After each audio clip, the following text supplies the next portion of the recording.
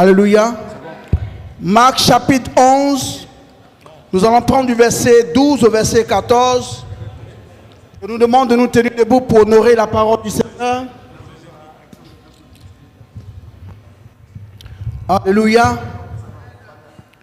Marc chapitre 11, verset 12 à 14. On lit la parole du Seigneur. On se tient debout s'il vous plaît. Une petite minute. Il n'y a que 2 versets. Honorons la présence de Dieu, honorons la parole du Seigneur. Je prie que pendant que tu te tiens debout, si tu ne te sens pas bien, que cette parole que tu vas entendre te restaure totalement corps, âme et esprit. Alléluia. Amen. Nous lisons la parole du Seigneur. Marc 11, verset 12. Le lendemain, après qu'ils furent sortis de Béthanie, Jésus eut faim. Apercevant de loin un figuier qui avait des feuilles, il alla voir s'il trouverait quelque chose, et s'en étant approché, il ne trouva que des feuilles, car ce n'était pas la saison des figues. Verset 14. Prenant alors la parole, il lui dit que jamais personne ne mange de ton fruit, et ses disciples l'entendirent. Amen. Seigneur, merci pour ta parole. Que l'honneur et la gloire te reviennent. Au nom de Jésus, nous avons ainsi prié et nous disons Amen. Asseyez-vous dans la présence de Dieu. Le thème d'aujourd'hui que je voudrais que nous puissions partager, dans notre programme que nous avons suivi jusqu'à aujourd'hui, nous sommes au jour 15. Le jour 15, aujourd'hui, pour finaliser le programme. Mais le thème que je voudrais rajouter, c'est Jésus met fin à tes frustrations. Non, je n'ai pas entendu. Jésus met fin à tes frustrations. J'ai dit à quelqu'un, Jésus met fin à tes frustrations. Ce thème est une parole de connaissance, bien-aimé, que je voudrais que quelqu'un reçoive à cet instant précis. Nous sommes en train d'avancer vers 2025, bien-aimé, et nous voyons ce soir que Dieu m'a mandaté pour annoncer à une personne que c'est la fin des frustrations. C'est très important, bien-aimé. Nous disons que 2025 est l'année de la mission. La mission signifie simplement la charge donnée à quelqu'un d'accomplir une tâche bien définie. Un rôle à jouer, un travail à faire. Et la Bible nous dit que le lendemain, après qu'il fut sorti de Béthanie, Jésus a eu faim. Je vais dire à quelqu'un bien-aimé que le lendemain ici, lorsqu'ils sont sortis de Béthanie, Béthanie signifie la maison des dattes qui ne sont pas mûres. Et je veux que quelqu'un me suive, bien-aimé, parce que tu as planté des dattes, tu as planté quelque chose, tu as semé quelque chose, mais au moment où tu attends que ces choses mûrissent, pour que toi aussi tu puisses vivre de ce que tu as fait, en d'autres termes, de jouir de ton travail, bien-aimé, il arrive un moment que les fruits meurent avant de mûrir. Et je prie, bien-aimé, que ce soit la fin de cette série. Non, tu n'as pas compris. Est-ce que quelqu'un écoute bien mon micro? Vous m'entendez bien? J'ai dit que c'est une fin, la fin d'une série, bien-aimé, de quelque chose. Parce que les dates de Béthanie ne sont pas mûres. Il y a quelque chose qui n'est pas en place, bien-aimé. Et je veux dire à quelqu'un que la Bible dit que lorsqu'ils sont sortis de Béthanie, bien-aimé, peut-être que 2024 était peut-être pour toi comme Béthanie. Peut-être 2023 était pour toi comme Béthanie. Peut-être 2022 était pour toi comme Béthanie. Peut-être 2020, 2021, tout ça c'était des Béthanies dans ta vie. Mais pendant que tu connaissais ces Béthanies, bien-aimés, il n'y avait aucune solution. Pas de solution pour sortir la tête de ces situations qui étaient difficiles. Mais je veux dire à quelqu'un, bien-aimé, que la Bible nous dit, dès le lendemain, qui fut sorti d'eux. En d'autres termes, c'est comme si on te disait, dès le lendemain que tu sois sorti de 2024, une frustration s'apprêtait ou s'apprête à t'atteindre, à te toucher. Mais pendant ce temps, bien-aimé, les disciples étaient avec Jésus. Et la Bible dit que pendant qu'ils sont juste sortis, au bon moment, Jésus a eu faim. Et là commence notre méditation pour que nous comprenions quelque chose. La Bible dit ceci, que Jésus a eu faim. Et quelqu'un m'a posé un jour la question de savoir, est-ce que Jésus avait vraiment eu envie de manger quelque chose? Et j'ai envie de répondre à la personne aujourd'hui. Dans Jean chapitre 4, verset 34, la Bible dit ceci. Mais Jésus a dit à ses disciples qui l'ont trouvé avec la femme samaritaine.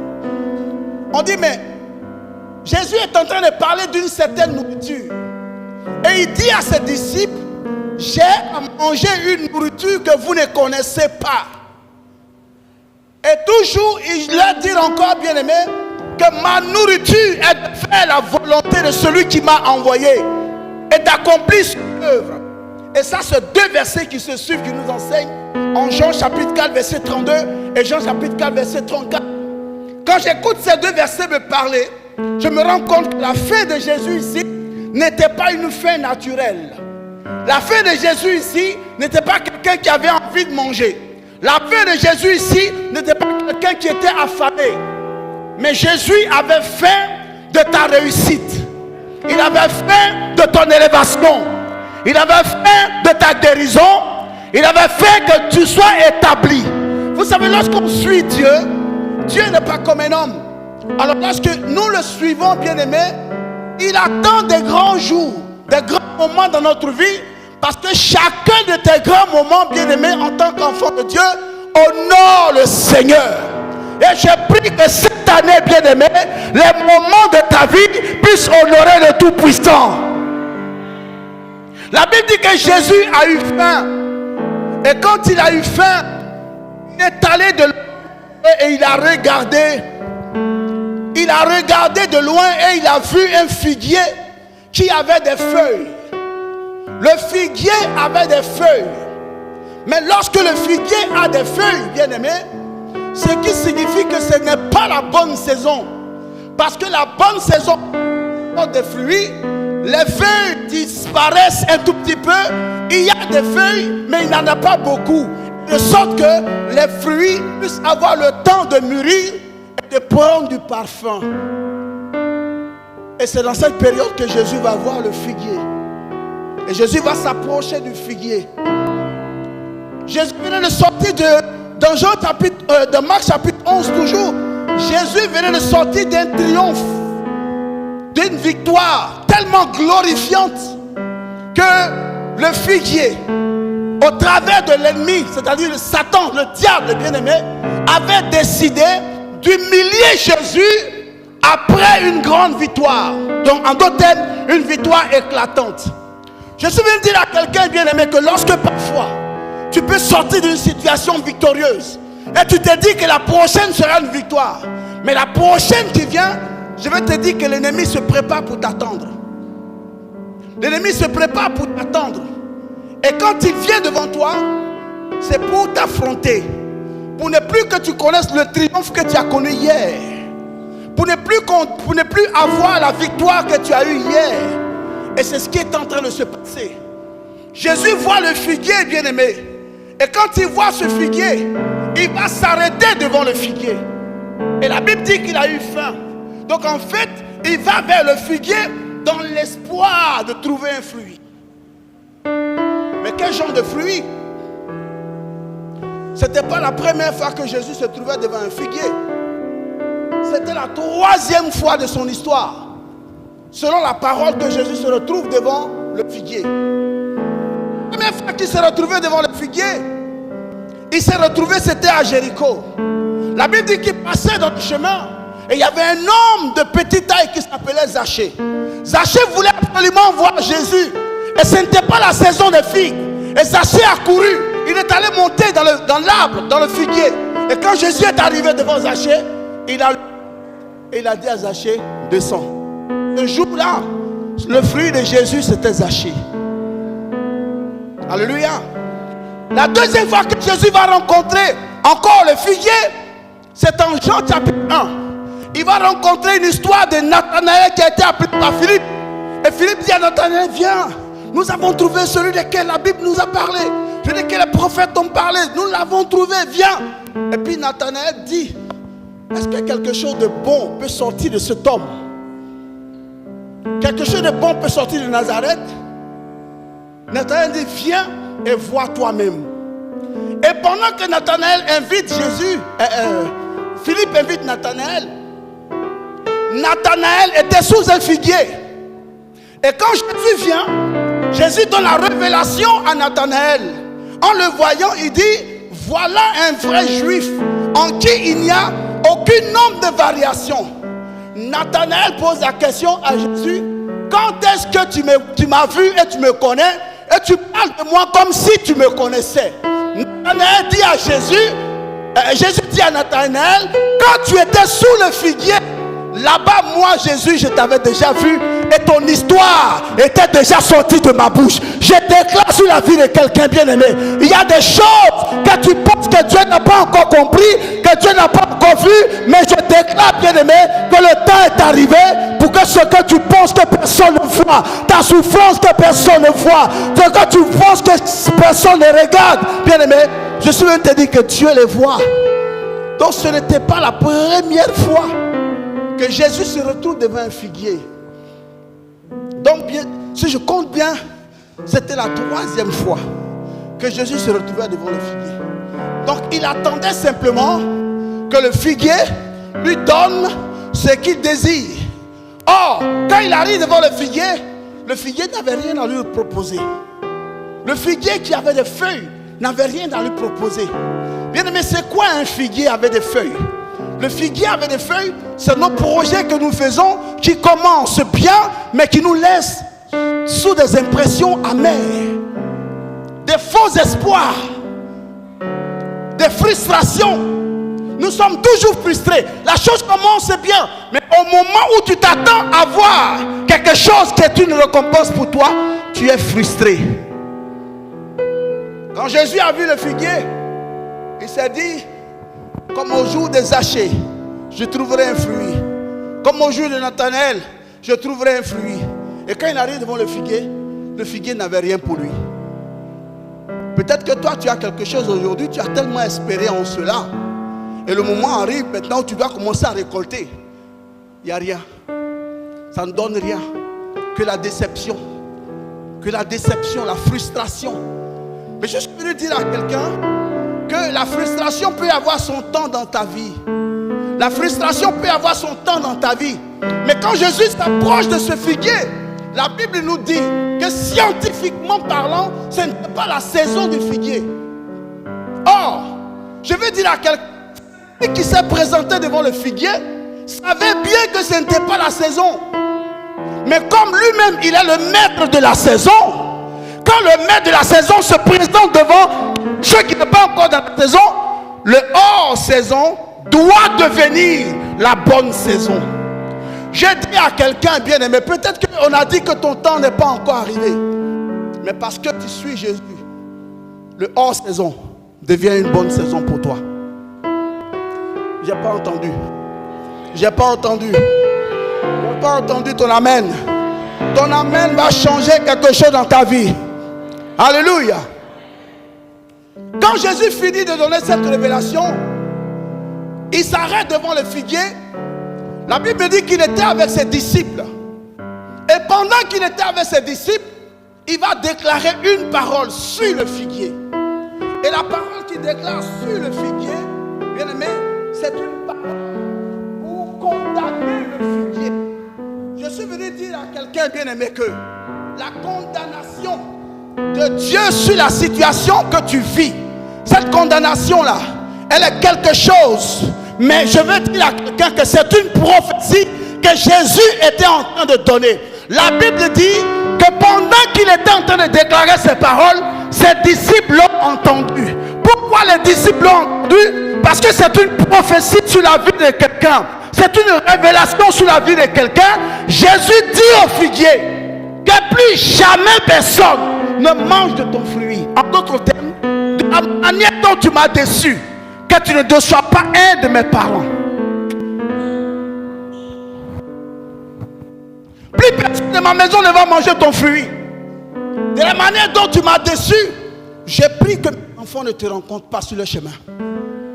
De la manière dont tu m'as frustré, plus jamais personne ne soit frustré comme ça dans ma famille.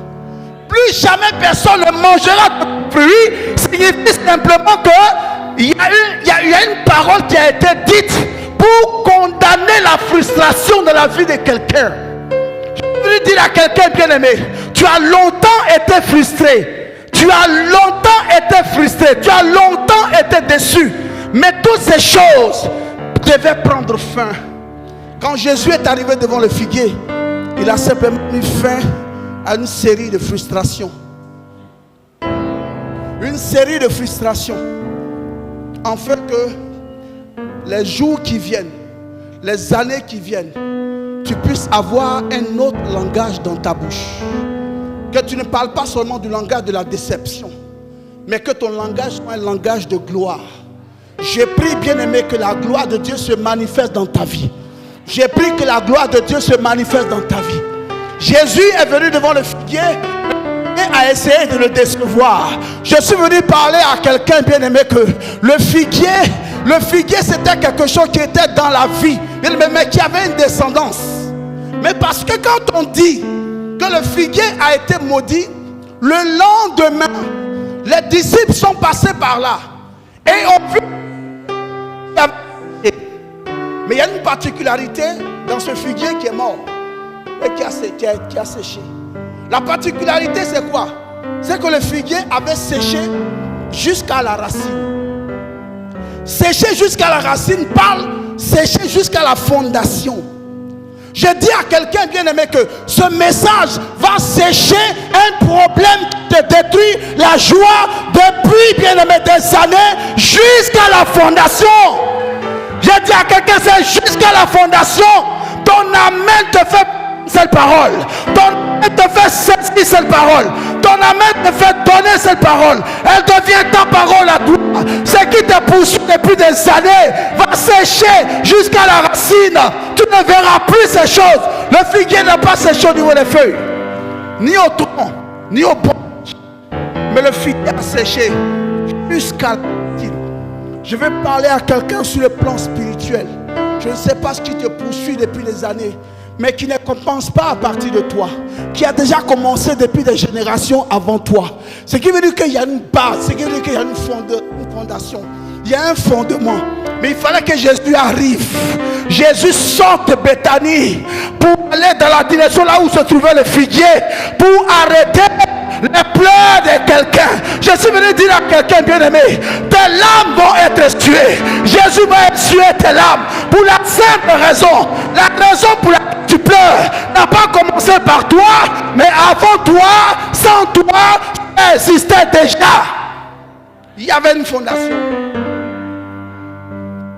Quand le Seigneur se lève pour toucher la vie de quelqu'un, il ne touche pas la vie de quelqu'un superficiellement. Il va à la fondation. J'ai pris, bien-aimé, que cette année 2025, que Dieu aille à la fondation dans une situation dans ta vie. J'ai pris au nom de Jésus qu'en cette année 2025, que Dieu aille à la fondation dans ta vie. Que Dieu aille à la fondation dans ta vie. S'il y a des morts, j'ai dit à quelqu'un, chaque année il y a des morts. Bien-aimé, ça n'a pas commencé aujourd'hui. Il y a une fondation. J'ai dit à quelqu'un que la fondation rencontre la voix de l'Éternel. Que la fondation rencontre la voix de ton Dieu. J'ai dit à quelqu'un, bien-aimé, cette année, la voix de l'Éternel va rencontrer une fondation d'un problème dans ta vie au nom de Jésus. C'est très important de savoir que Jésus a dit à ce figuier, à partir d'aujourd'hui, personne ne mangera de ton fruit. Ça veut dire qu'à partir d'aujourd'hui, tu n'auras plus de puissance sur mes proches. Vous savez, bien-aimé, je veux dire à quelqu'un que ta présence ici ce soir n'est rien d'autre qu'un plan que Dieu s'est fait. Le Seigneur a fait un plan pour que toi tu reçoives une bénédiction, pour que quand tu vas arriver à la maison, tu étales la bénédiction dans ta maison, afin que tous tes proches puissent bénéficier de cette bénédiction. Je déclare sur la vie de quelqu'un ce soir, et je lève la main sur ta vie, bien-aimée, et que ce que tu es en train de recevoir, que tes enfants en bénéficient, que tes enfants en bénéficient, que ta famille bénéficie, que tes proches bénéficient, que toi-même ta vie change, parce que l'Éternel a destiné. Plus personne ne mangera ton fruit. Ça veut dire qu'on peut te manger ailleurs, mais plus personne dans mon entourage ne va manger ton fruit. Vous savez, Boaz avait la promesse de l'Éternel. La promesse parce qu'il habitait, il était de la maison d'Israël. Mais Ruth, elle, n'avait pas la promesse de l'Éternel parce qu'elle était moabite. J'ai dit à quelqu'un, quelle que soit ta descendance, j'ai dit à quelqu'un, quelle que soit ta descendance, que cette année, Dieu te fasse rencontrer quelqu'un qui va changer ton histoire. Que Dieu te fasse rencontrer quelqu'un qui va changer ton histoire.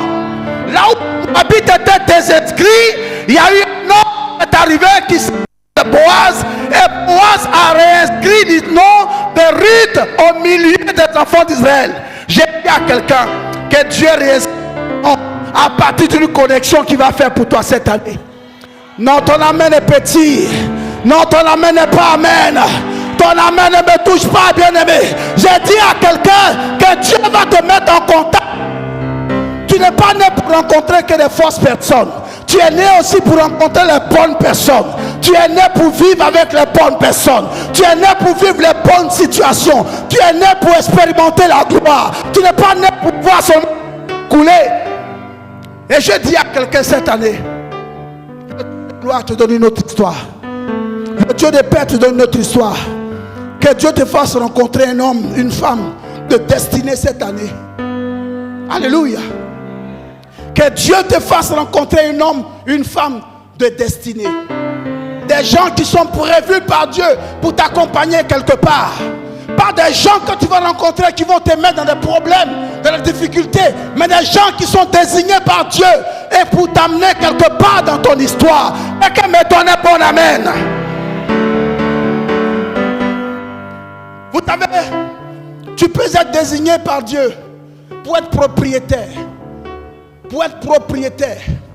Caleb et Josué, quand ils ont commencé à marcher ensemble, après la mort de Josué, après la mort de Moïse, bien aimé, Caleb a reçu un message où le Seigneur lui dit, je te donne une portion de terre. Mais Caleb n'avait jamais eu cette portion de terre.